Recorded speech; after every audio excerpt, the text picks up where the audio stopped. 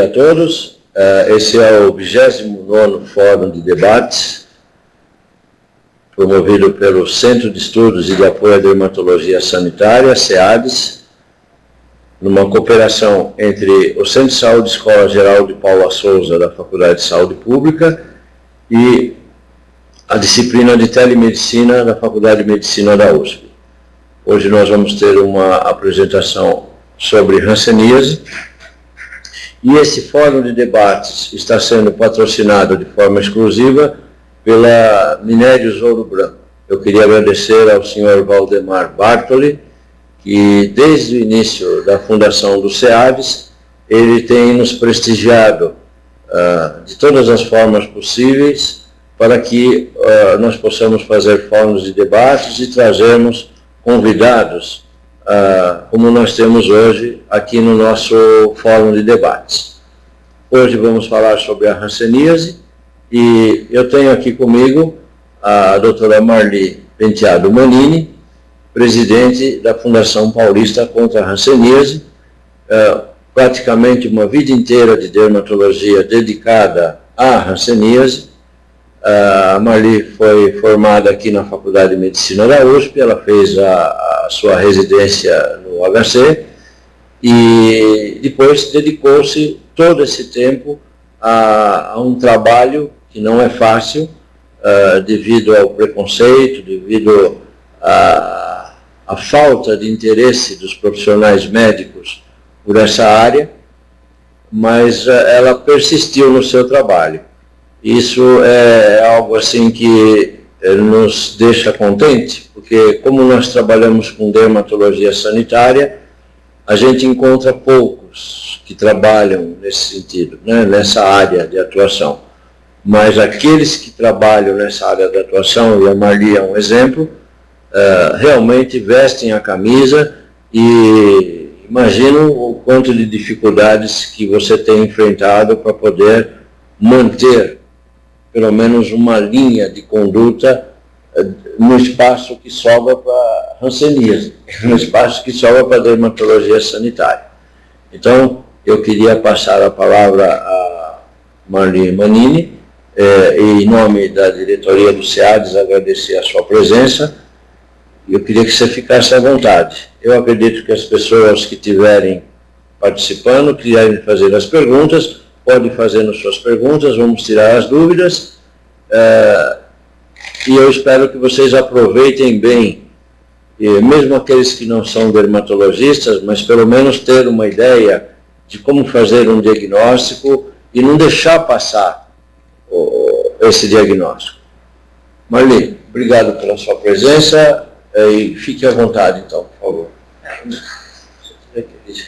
Então, eu é que agradeço o seu convite, né, e a gente vai procurar mostrar algumas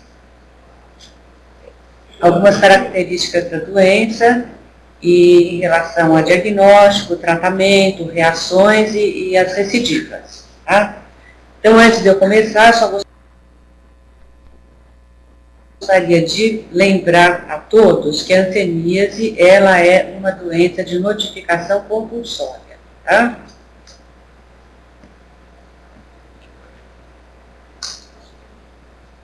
Não pode ser aqui embaixo?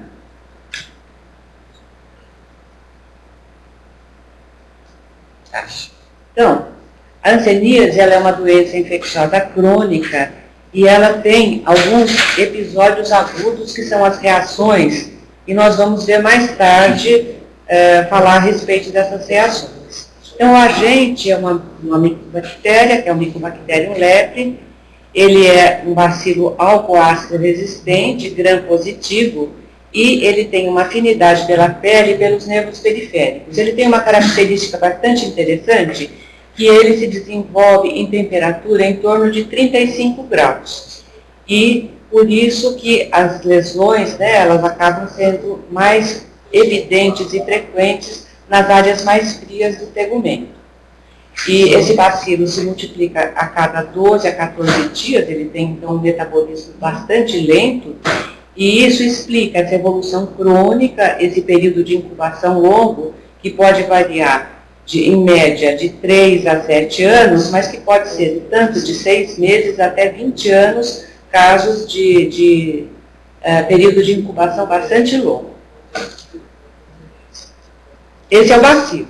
Tá? Então, o bacilo é um bacilo álcool ácido resistente. Nem em todas as formas de hanseníase a gente encontra esse bacilo. Se quiser pôr o bacilo. Então, não, você clica em cima do bacilo. Tá certo. Então, o bacilo, ele tanto pode ser encontrado isolado, como formando globias, que são esses aglomerados de bacilos. Bom, então, o Mycobacterium leprae, ele ainda não é cultivável em meios artificiais. O que a gente conseguiu? Em 1960, o Shepard conseguiu fazer a inoculação no coxim gorduroso da pata do camundongo. Então, é uma cepa especial de camundongos, ele injetou, né, os bacilos, e depois de cerca de 10 meses a 1 ano, esses bacilos, quando são viáveis, eles se multiplicam nesse coxim gorduroso, e aí então a gente pode, sacrificando aí o bichinho, verificar se houve crescimento do bacilo. Isso daí foi um passo bastante importante no desenvolvimento e na compreensão dessa doença, porque a partir daí, depois como a gente vai ver, nós vamos verificar, de acordo com a morfologia do bacilo, se eles são ou não viáveis. Em 1971, essa outra dupla aqui, ela isolou o Mycobacterium leprae nesse tatu de 9 bandas. Tá? Então, o tatu é um bicho ótimo para que o bacilo se desenvolva. Por quê? Porque é um bicho de temperatura fria. Tá? Bom. Resistência ao meio ambiente. Quando eu aprendi hanseníase, isso na década de 60, a gente aprendia que o bacilo morria em contato com o ar. Isso a gente depois ficou sabendo que não era verdade, né, por causa dessa inoculação. Então, esse bacilo ele permanece vivo infectante 9 dias na secreção nasal seca e até 46 dias em solo úmido. Tá? Então, é um bacilo que persiste bastante tempo. Então, quando você inocula, você vai saber da presença desse bacilo, que ele ainda é viável. A gente considera, então, a hanseníase, ela é uma doença de alta infectividade. Por quê? Porque a infecção ocorre na maior parte das pessoas. Poucos adoecem, né? Baixa patogenicidade, e a gente pode considerar que a hanseníase seja uma doença de alta virulência, não pela sua letalidade, mas pelo seu potencial incapacitante. Então, isso é bastante importante. Tá? Então, olha, onde essas incapacidades são mais frequentes? Nos olhos, nas mãos e nos pés. Tá? Nos olhos acabam ocorrendo lagoftalmo, né? Lagoftalmo, nas mãos, então, tanto as aneotrofias em decorrência do comprometimento neural, né, que acabam levando a reabsorções ósseas, e nos pés, né, devido à anestesia, o mal perfurante plantar, que mais de 90% dos casos, ele é anterior, ele acaba ocorrendo nos 2/3 anteriores dos pés, e com muito menos frequência ocorre nos calcanhares. Eu sempre gosto de chamar a atenção que mal perfurante plantar na região do calcanhar, você sempre tem que fazer um diagnóstico diferencial com carcinoma verrucoso. Por quê? Hanseníase, o nervo, né, o filete nervoso que dá sensibilidade no calcanhar, que vai levar ao mal perfurante, ele é mais profundo. Então, ele não tem uma temperatura mais fria e, por isso, ele geralmente é menos acometido. Não que não seja, mas é menos frequente. Bom, quem é a fonte de infecção? A fonte de infecção é o doente bacilífero sem tratamento. Tá? Lembrando que é o doente bacilífero sem tratamento. Uma dose de 600 miligramas de rifampicina levam esse doente a deixar de ser uma fonte de infecção em 1 semana. Tá? Então, 600 miligramas de rifampicina eliminam mais de 99% dos bacilos. Outra fonte interrogada como fonte de infecção é o tatu. Né? Então, por quê? tatu já foi encontrado como animal que apresenta a doença. Se você tiver contato com tatu, ou se alimentar de tatu, como ocorre, né, em várias cidades do Nordeste, no Brasil, eventualmente você poderia até estar se contaminando se essa carne não estiver bem cozida. E também alguns primatas africanos já foram identificados como naturalmente infectados pelo Mycobacterium leprae. Eles estão tendo dificuldade de acessar, mas já entraram 3 pessoas. E o Bruno está conectando esse pessoal, orientando como entra no site. Por isso que nós estávamos com... mas já tem essas pessoas, já estão entrando. Está tudo normalizado. Continuamos? Isso, continua. Então vamos lá. Vias de eliminação e penetração. A gente também imaginava que a principal fonte de penetração fosse através da pele, mas hoje a gente sabe que a porta de saída da fonte de infecção e a porta de entrada no hospedeiro são as vias aéreas superiores. Também ocorre contaminação por via cutânea, mas o mais frequente é pelas vias aéreas superiores.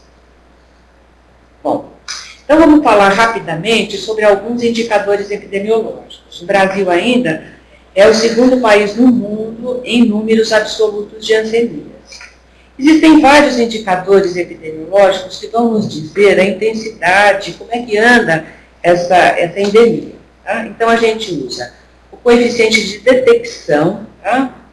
A detecção são os casos novos que são diagnosticados para cada 100 mil habitantes.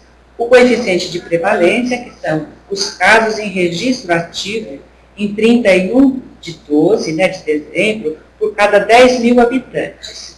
Outro indicador epidemiológico bastante importante é o coeficiente de detecção em menores de 15 anos, porque isso demonstra a força da endemia. Né? Então, esses são casos novos de 0 a 14 anos por cada 10 mil habitantes. E também um dado bastante importante é a porcentagem de casos que já são diagnosticados com incapacidades físicas, porque isso indica que esses doentes estão doentes há muito tempo, né, para terem já incapacidades e que não tiveram, então, um diagnóstico precoce. Bom, então, hoje, o que mais a gente usa como indicadores do monitoramento da endemia? São os casos novos detectados, porque você vai mostrar, né, quantos casos a gente tem, e os casos novos detectados em menores de 15 anos. Tá? Bom, então, segundo a Organização Mundial da Saúde, para verificar como a gente está conseguindo controlar melhor a hanseníase. Em 2005, o número de casos detectados foi cerca de 300 mil casos novos, e em 2012, 232.857 casos. Nesse caso, né, a gente teve um aumento de 6.231 casos a mais do que 2011, porque no mundo todo estão esforços, né, para tentar diagnosticar um número maior de casos. Então, isso mostra que, do ponto de vista operacional, a hanseníase está sendo melhor abordada. Onde é que esses casos ocorrem? Então, no Sudeste da Ásia, a gente tem cerca de 71% dos casos, nas Américas, 16%, sendo que mais de 15% desses casos estão no Brasil, na África e no leste do Mediterrâneo e no oeste do Pacífico, 2%. Tá? No Sudeste da Ásia, o país que mais tem hanseníase é a Índia, né, que tem cerca de 120 e poucos mil casos por ano diagnosticados. Bom, então, no mundo, né, também são dados da Organização Mundial de Saúde. Doentes em tratamento no início de 2013, nós tínhamos 189 mil casos e casos detectados em 2012, 232.857 casos. Então, os doentes em tratamento, na realidade, têm sempre um número inferior aos casos novos detectados, porque esses doentes já foram diagnosticados, foram tratados e já tiveram alta nesse período. Tá? Então, 95% dos casos, eles estão presentes, são diagnosticados em 16 países. e 5% no restante do mundo. Tá? Então, vamos falar no Brasil, rapidamente. Em 2012, o Brasil notificou 33.303 casos novos, sendo que 1.936 em menores de 15 anos. Então, a gente ainda está longe, né, de conseguir uma eliminação dessa doença no Brasil como um todo. Tá? Só para vocês terem uma ideia, no estado de São Paulo, a gente diagnosticou cerca de 2.000 doentes e 129 casos em menores de 15 anos no ano de 2013. Tá. Então, se a gente for verificar, existem 385 municípios, desses municípios que têm mais de 10 mil habitantes, neles já estão 70% de todos os casos novos em menores de 15 anos de idade. Esses dados todos a gente pegou aqui do Centro de Vigilância Epidemiológica da Secretaria da Saúde. Tá? Então, eles estão distribuídos, né, na região norte, na região centro-oeste mais e na região nordeste. Na região norte, a hanseníase sempre foi endêmica, né, mas os lugares no Brasil onde essa endemia está ainda crescente é principalmente no centro-oeste e no nordeste. Você querendo mostrar a região mais, você clica em cima. Ah, tá, aí eles sabem. Tá, eu esqueci. Ainda não sou habituada porque a tecnologias. A setinha do mouse era não. Eu esqueço da seta e fico usando a do mouse. Tá? E aqui é do estado de São Paulo, porque eu peguei isso do estado de São Paulo. Bom, então vamos lá. Em 2009, essa estratégia global para a redução da morbidade por hanseníase de 2011 a 2015, segundo a Organização Mundial de Saúde. Tá? Então, o que a gente quer? O que a gente pretende para reduzir essa morbidade? Reduzir o coeficiente de casos novos diagnosticados, com capacidade grau 2 para cada 100 mil habitantes, em pelo menos 35% até o fim de 2015, em comparação com os dados de 2011. Então, isso é bastante importante. A gente ainda continua diagnosticando cerca de 10% a 15% de doentes com incapacidade grau 2. Isso mostra que a gente continua fazendo o diagnóstico em casos mais avançados. E outro, né, que é bastante importante, é fazer exame de todos os contatos intradomiciliares dos casos detectados. Porque onde que nós vamos encontrar a maior parte dos casos? Entre os familiares e as pessoas que residem no mesmo ambiente. Tá? Então, é muito importante a gente fazer exame de todos esses contatos. Então, essas duas medidas é que o Ministério da Saúde e a Organização Mundial de Saúde estão insistindo para que a gente faça, que com isso a gente vai conseguir melhorar esses dados que no Brasil tanto nos envergonham ainda. Bom, então agora eu vou passar rapidamente para as manifestações clínicas da doença. Então, aquele bacilo é um bacilo intracelular obrigatório. E aí, então, as manifestações clínicas estão relacionadas com a imunidade do doente frente ao bacilo. Então, o que a gente sabe é que a maior parte da população, cerca de 90% da população, já nasce resistente à doença. Isso é aquilo que o Rothberg chamava de fator N. Né? Então, a gente sabe que 90% da população já nasce resistente à doença. Só para vocês verificarem que é uma doença que existe desde a época de antes de Cristo e que o primeiro medicamento eficiente foram as sulfonas na década de 40 do século passado.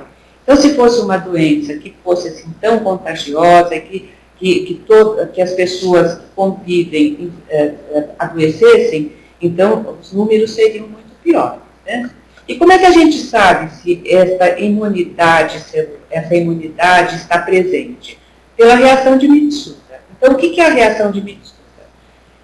A reação de Mitsuda ainda é bastante, nos dias atuais, ela é bastante discutida porque ela é feita de material humano. Tá? Existe também o Mitsuda do tatu, mas o que a gente usa mais que é preparado a partir dos ansenomas, né? Então, a gente chama de Mitsuda H. e tem um outro que é feito a partir de tatus infectados, o amarilo, né? Então seria o Mitsuda A. Então, é um triturado de ancenoma, você tira a pele,